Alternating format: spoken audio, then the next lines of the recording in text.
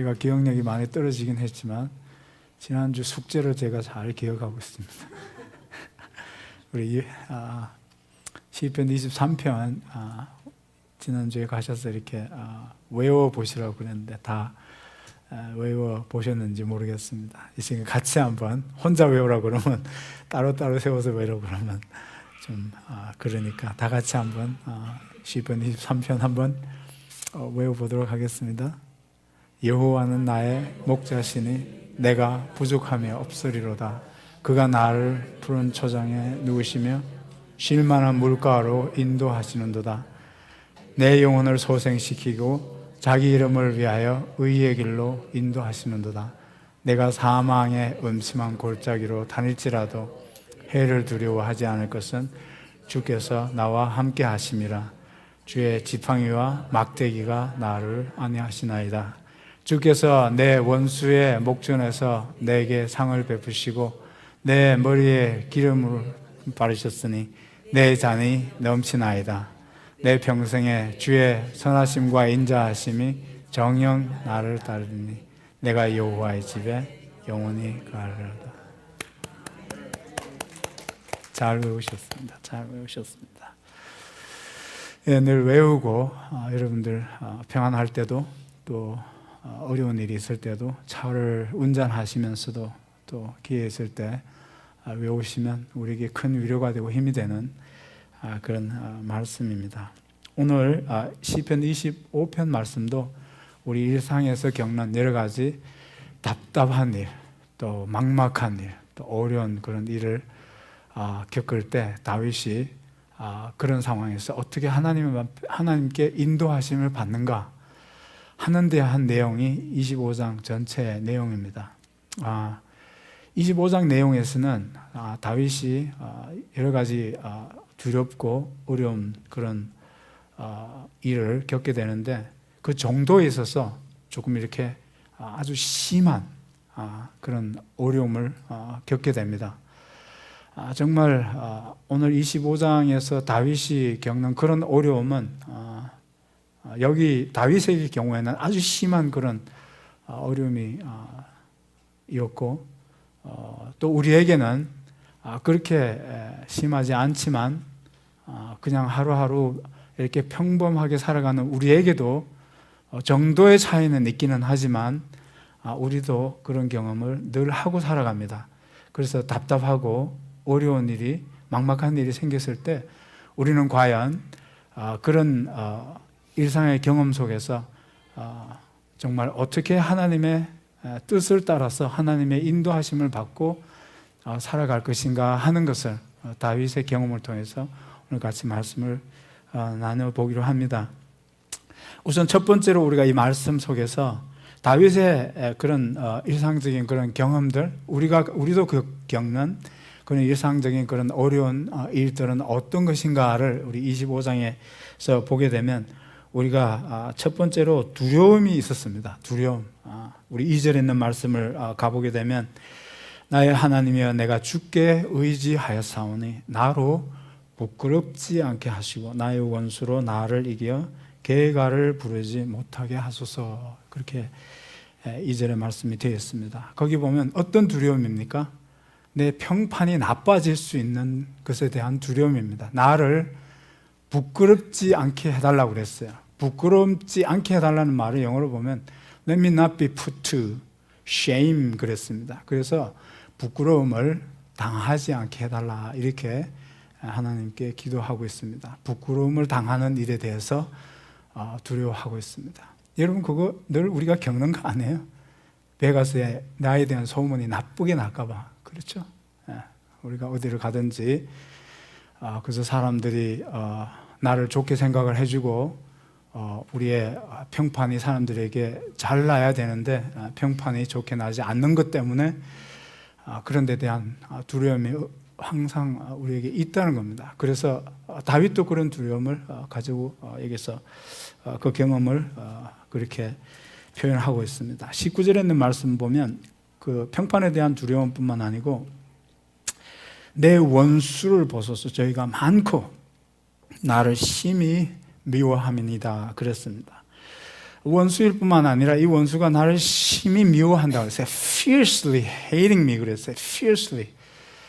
여러분, 나를 죽으라고 싫어하는 사람들이 있다는 겁니다. 여러분, 이거 사실 두려운 일 아닙니까? 그렇죠? 두렵습니다, 사실. 그런 사람들을 보는 게 두려워요.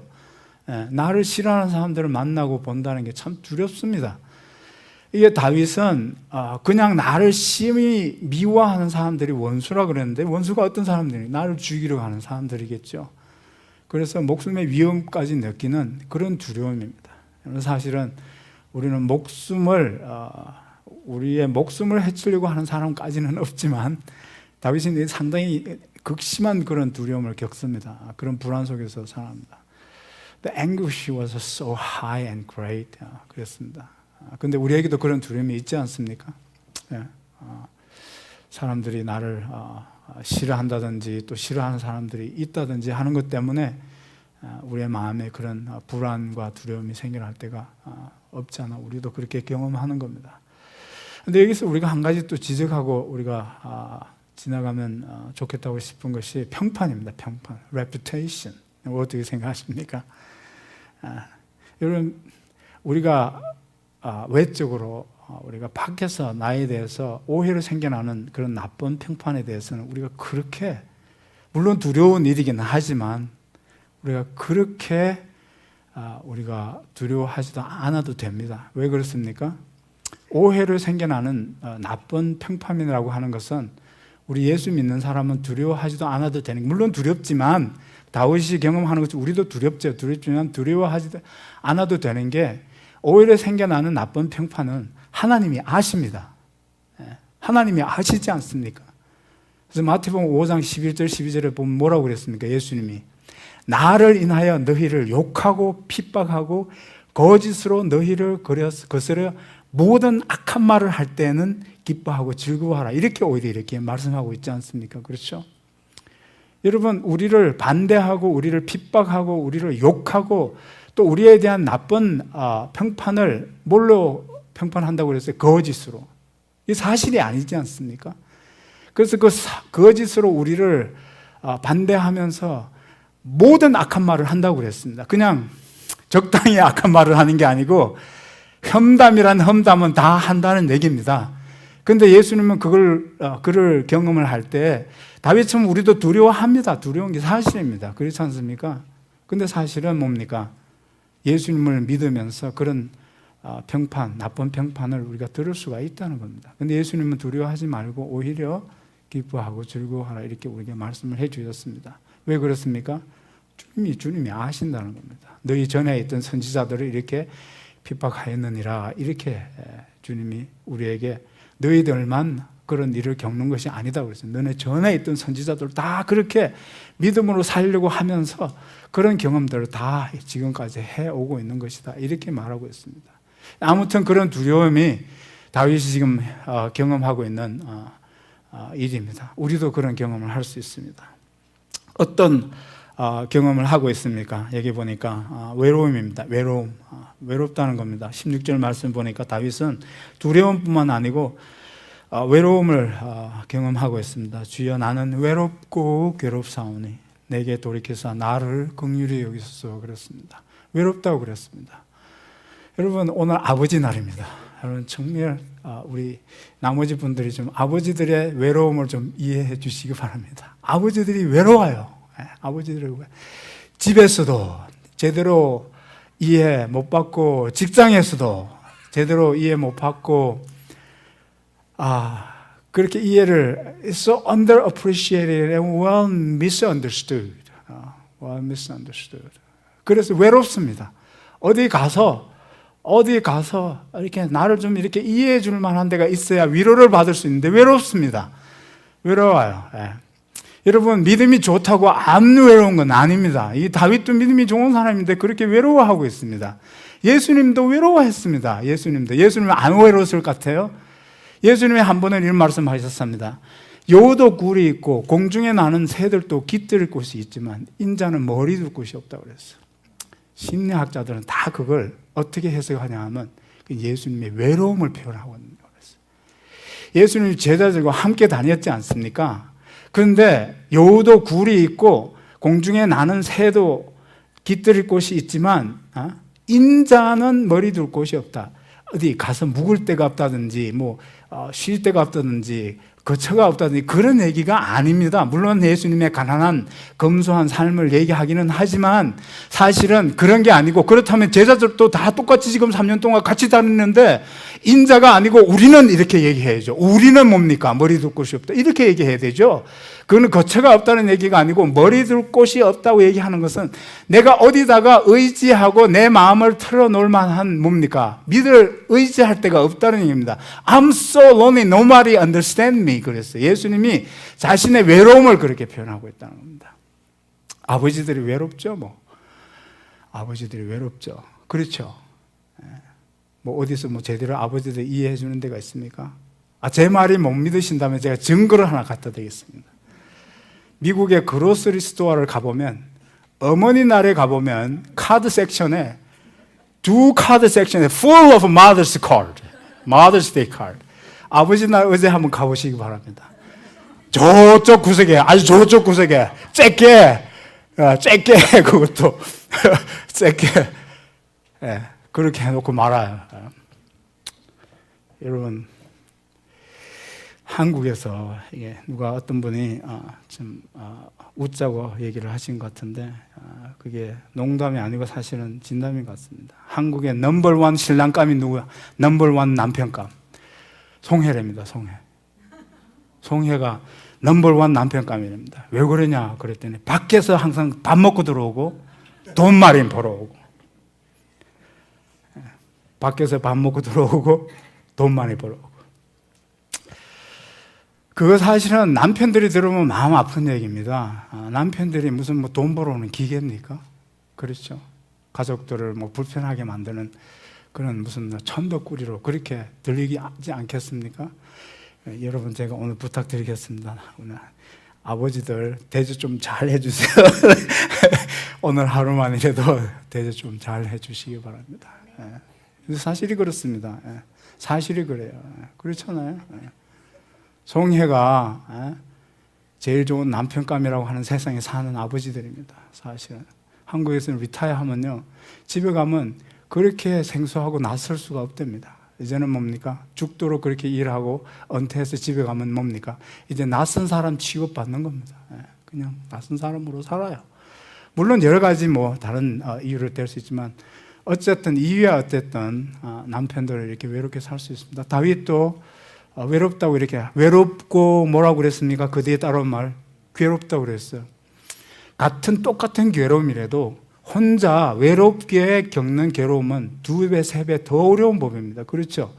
같은 괴로움이라도 누군가 그걸 이해하고 같이 겪어주면 덜 괴로운 법인데, 이건 뭡니까? 외로울 때 겪는 괴로움은 평소에 외롭지 않을 때 겪는 보다 그게 훨씬 더 힘들다는 겁니다. 그러니까 아버지들을 대신해서 제가 여러분들에게 이런 호소를 하는 겁니다. 외로울 때 얼마나 그게 힘든 게 더 힘들까, 이렇게 좀 이해해 주시면 좋겠습니다. 디모데후서에 보면 그런 일을 바울도 경험하고 있습니다. 4장 16절에서 내가 처음 변명할 때 나와 함께 한 자가 하나도 없고 다 나를 버렸노라 그랬어요. 바울이 황제 앞에 호소해서 자기가 두 번에 걸쳐서 재판을 받게 되는데, 첫 번째 재판을 받을 때부터 이미 내가 첫 번째 황제 앞에서 재판을 받을 때 나와 함께한 사람이 뭡니까? 하나도 없고 다 everybody all deserted me. 그래서 나를 떠났다고 그랬어요. 버렸다고 그랬어요. 떠난 게 아니라 나를 버렸습니다. 버렸어요. 여러분, 이게 외롭지 않겠습니까? 그렇죠. 여러분, 그렇습니다. 살다 보면 그냥 내가 좀 형편이 좋을 때는 주변에 친구하자고 하는 사람들이 많지만 어려운 일을 겪게 되면 더더구나 바울이 이런 지경에서 자기가 이제 황제 앞에서 재판을 받는 그런 정말 어려운 처지에 바울이 서게 된 겁니다. 어려운 처지에 친구가 돼줄 수 있는 사람이 진짜 친구입니다. 아니 밖에서 그냥 자주 점심이나 먹자고 초대하고 저녁이나 먹자고 초대하면 뭐 친구 뭐 되기 쉬운 거죠, 사실은. 근데 그때는 진짜 친구인지 모르는 겁니다, 사실은. 내가 됐든지 내가 친구가 돼주려고 했던 그 사람이 됐든지 막상 그 사람이 어려운 일을 겪어봐야 내가 정말 그 사람에게 진짜 친구인지 그 사람이 진짜 나의 진짜 친구인지 알 수가 있게 된다는 겁니다. 예, 그렇습니다. 이게 바울의 경우를 보면 다 우리가 이런 외로움을 살아가면서 경험하게 됩니다. 그 친구만큼은 끝까지 이렇게 같이 해줄 줄 알았는데 하는 그런 생각 때문에 그런 외로움이 더 우리에게 클 수가 있습니다. 두려움이 다윗이 겪는 그런 경험이고 외로움이 다윗이 겪는 경험입니다. 우리가 다 겪는 경험들입니다. 죄책감이 또 우리를 더 괴롭게 합니다. 사실은 두려운 일이 생기고 외로운 일이 생기면 사실은 우리 마음이라도 좀 든든해야 되는데 그런 일이 생기면 무엇부터 생각나죠? 나에게 정말 나를 싫어하는 사람이나 나를 괴롭게 하는 일이 생겨나게 되면 외로운 일이 생겨나고 사람들이 나를 떠나게 되면 내 마음속에서 뭐부터 생각나죠? 야, 지난번에 내가 혹시 뭐 잘못한 것 때문에 그러지는 않나, 그렇죠? 저는 교회에서 지금까지 사역해오면서 한국에서도요, 집안에 그 자식들에게 무슨 일이 생겨나면요, 어머니들은 쫓아와서 저한테 항상 그런 얘기를 해요. 그래서 사실 예수 믿는 사람들이라 하면서도 항상 말은 그렇게 해요. 우리 뭐 한국 문화가 그랬으니까. 전도사님, 제가 전생에 무슨 죄가 많아서 우리 자식이 전생에. 여러분, 자식이 한번 그런 어려운 일을 겪는다고 생각해 보세요. 뭐부터 생각나죠? 전생에 지은 것까지, 예? 전생에 지은 것까지 먼저 생각난다는 거죠. 이게 힘든 겁니다, 사실은. 내게 괴롭고 두렵고 외로운 일이 생기면 뭐부터 생각나요?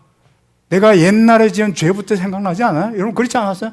저도 그런 게 생각이 좀 안 났으면 좋겠어요. 내가 믿는 사람으로서 그 죄가 다 용서되졌다고 나는 그렇게 믿는 사람인데도 불구하고 어려운 일 생기면 내가 참 그런 죄 때문에, 죄는 용서해졌지만 죄에 대한 죄책감은 남아있는 겁니다. 다윗도 그러고 있습니다. 다윗도 그렇게 얘기하는데 네 번씩이나 다윗은 여기서 죄를 기억하고 있습니다. 여호와의 7절에 보면 내 소시의 죄와 허물을 기억하지 마시고. 여러분, 이 사람은 참 그래도 다행이야. 전생에 지은 죄는 아니야. 그러니까 내가 어렸을 때부터 기억할 수 있을 만큼의 어린 그 소시의 the youth, sins of my youth 그랬어요. 내가 기억할 수 있는 데까지 다 기억해서 다 그렇게 그런 죄들을 여기서 지금 다시 기억하고 있는 겁니다. 그 죄가 다 용서되는 건데도 불구하고 그 죄책감이 다시 살아나고 있다는 것을 여기서 볼 수 있습니다. 그게 우리를 힘들게 하는 겁니다. 그러니 뭡니까? 우리가 외적으로 어려운 일을 겪는다 하지만 이걸 더 괴롭게, 더 힘들게 하는 것은 뭡니까? 우리 안에 있는 그런 죄책감이 우리를 더 약하게 만들고 우리를 더 기죽게 만들고 더 정말 우리의 힘을 빠지게 하는 겁니다. 11절에도 보면 여호와의 나의 죄악이 중대하오니 그랬어요. 아까는 뭐라고 그랬어요? 내 소시의 죄, 과거의 모든 그런 죄를 거슬러 올라가서 기억하고 있고 지금 현재로는 뭡니까? 현재로는 나의 죄악이 중대하오니 지금 이 죄를 주의 이름으로 용서해 주소서 이렇게 얘기하고 18절에도 내 공고와 환난을 보시고 내 모든 죄를 사하소서. 그러니까 공고하고 어려운 일을 만나면 이런 모든 죄가 더 생생하게 우리 가운데서 기억되어지고 용서되어진 죄까지도 죄는 용서되셨다고 우리는 이해하고 있으면서도 그 죄책감으로 우리가 더 약해질 수 있고 더 힘들어질 수 있습니다. 이런 것들이 다 또 어떻게 우리에게 작용해 옵니까? 이런 상황을 만나게 되면 두려움, 외로움, 죄책감 이런 것들이 한꺼번에 우리에게 이렇게 경험되어지게 되면 그것이 우리를 혼란스럽게 만듭니다.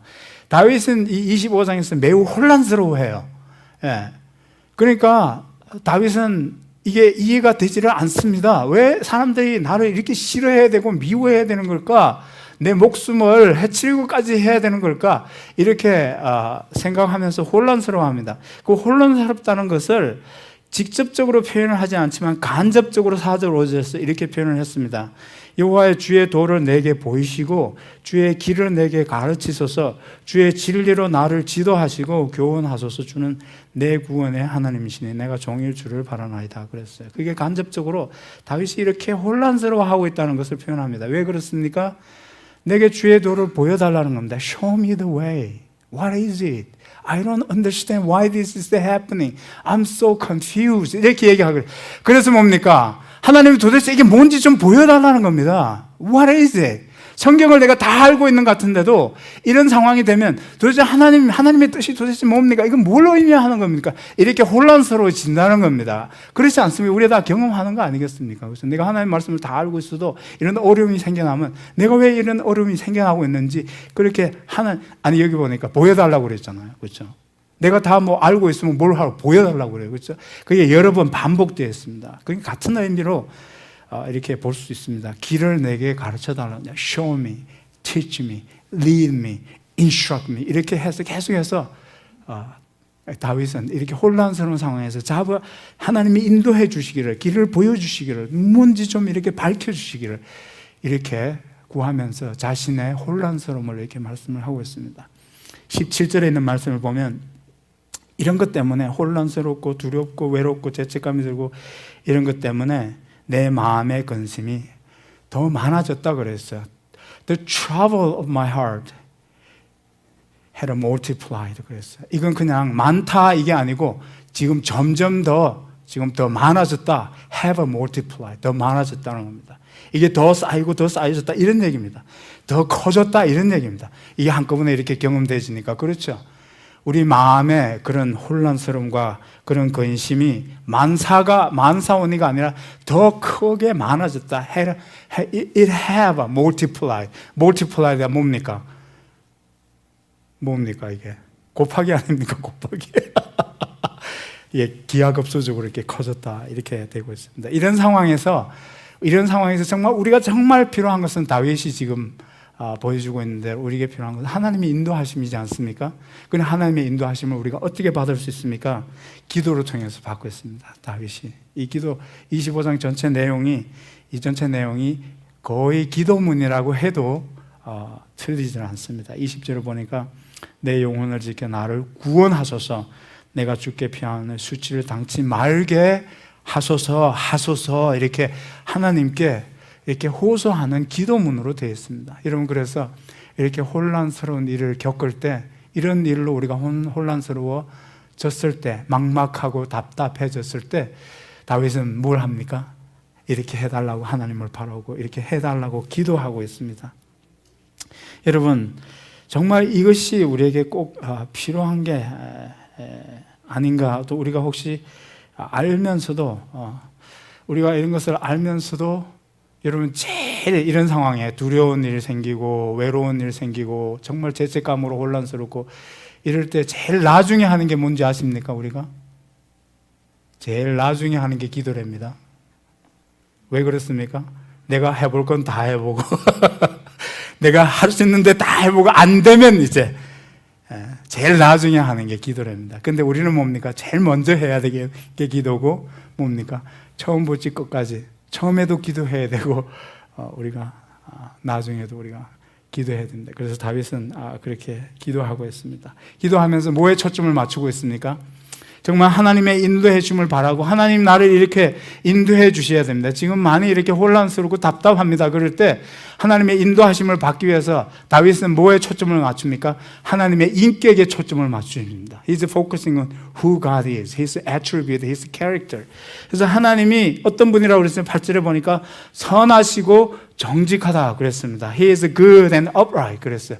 하나님이 정말 그런 분이 아니십니까? 거룩하고 의로우시고 선하시고 성실하신 그런 신실하신 하나님이 되신다는 겁니다.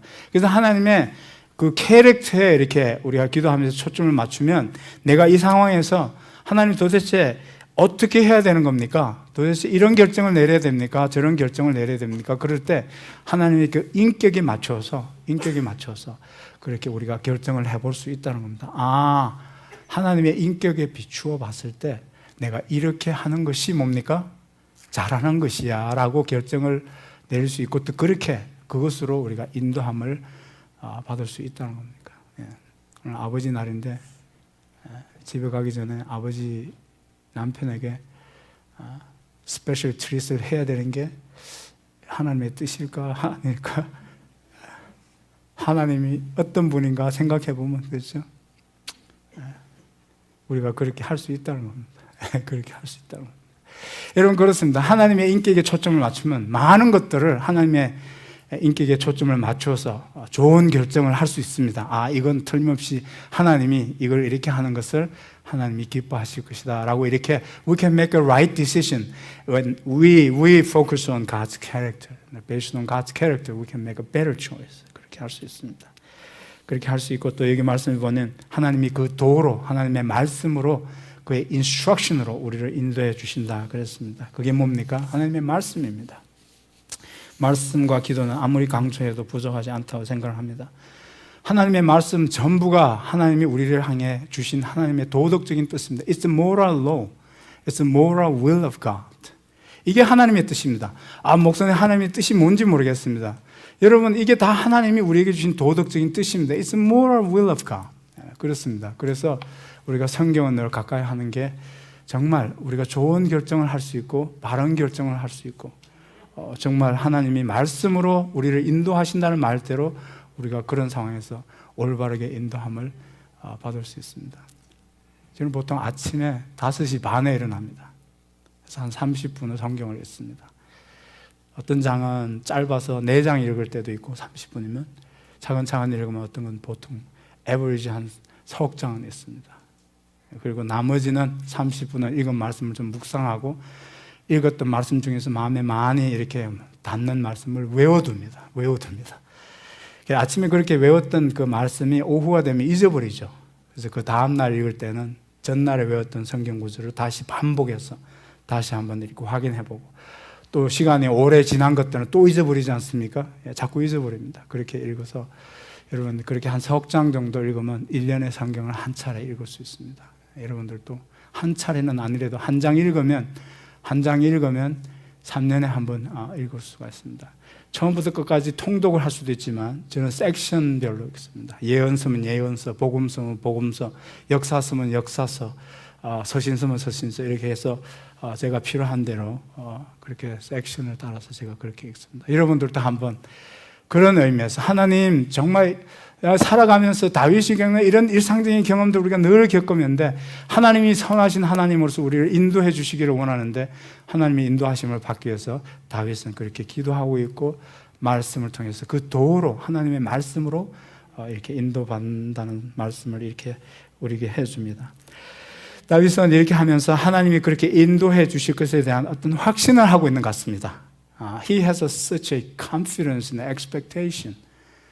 여기 보시면 8절에 있는 말씀을 보면 그 표현상 여호와는 선하시고 정직하시니 그러므로 그 도로 죄인을 어떻게 하신다고 그랬습니까? 교훈하신다고 그랬어요. He's confident. He's going to instruct me 그랬어요. 여러분 그런 어떤 확신이 있지 않습니까? 여기 지금 8절에 있는 말씀은 기도문이 아닙니다. 앞에 있는 말씀은 뭡니까? 이렇게 해 주소서라고 하는 하나님께 호소하는 기도인데 8절은 뭡니까? 이렇게 해 주신다라고 하는 교훈해 주신다라고 하는 그런 어떤 확신입니다. He's very confident. 어떻게 확신을 가질 수 있고 기대할 수 있습니까? 8절에 있는 말씀대로 다윗은 자신이 그렇게 죄를 고백하고 죄책감에 있지만 죄인임에도 불구하고 하나님이 죄인이기 때문에 오히려 인도해 주신다 이렇게 얘기하고 있습니다. 여러분 절대로 우리가 그런 실패와 실수하고 죄 지을 때 하나님이 우리를 버리시는 게 아닙니다. 그때야말로 다윗은 하나님이 우리를 진짜 인도해 주실 때가 된다고 그랬습니다. 그렇죠? 지금 잘못된 길로 가고 있지 않습니까? 그러니 하나님이 그 많으신 긍휼대로 죄인을 인struct 해주신다 그랬습니다. 그래서 죄인이라고 하는 것이 하나님의 인도하심을 받는 자격이 되는 건 아니지만 우리가 죄인일 때도 또 죄를 지을 때도 하나님을 그냥 내버려 두지 않고 우리를 인도해 주신다고 하는 그런 확신이 다윗에게 있습니다. 저와 여러분도 정말 우리가 실패할 때일수록 하나님께 우리 자신을 내어드리고 하나님의 인도하심을 구한다면 그런 가운데서 우리를 정말 하나님이 인도해 주실 줄 믿습니다. 여러분 제가 여러분들보다 나을 게 하나도 없습니다.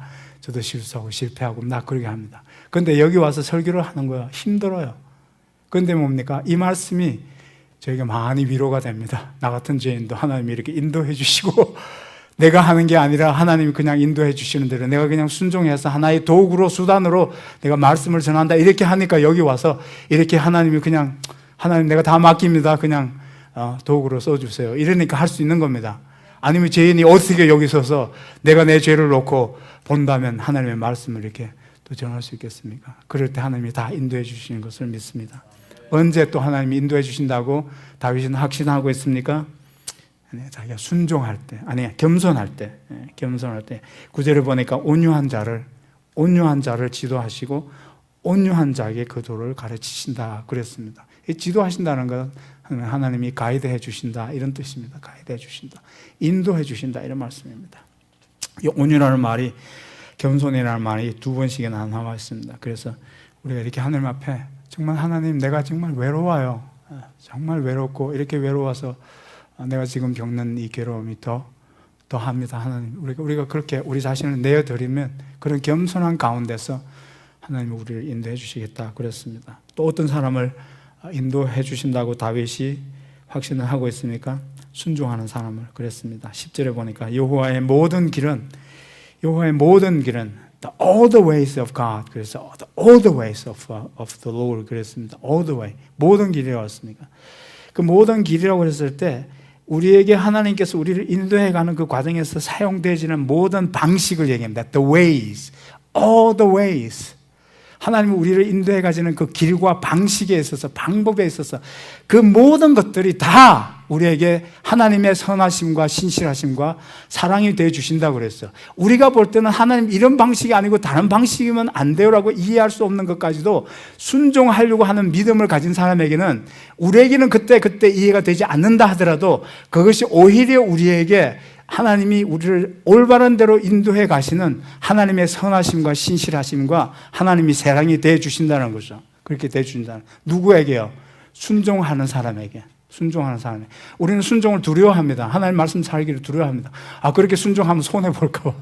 그렇죠. 어떤 하나님의 방식은 대개 우리에게는 새롭습니다. 또 혹은 낯섭니다. 하나님 이런 방식으로도 우리를 인도하실까 하는 그런 생각이 듭니다. 근데 여기 보니까 우리가 생각하기에는 낯설고 우리에게는 안 될 것 같고 그런 방식까지도 all the way 그것이 나에게 지금은 아픔이 되는 것 같은데 손해가 되는 것 같은 그런 상황에서까지도 하나님이 뭡니까? 그런 방식으로 우리를 인도해 가시는데 순종하는 사람에게는 그것이 어떤 것이 된다고 했어요?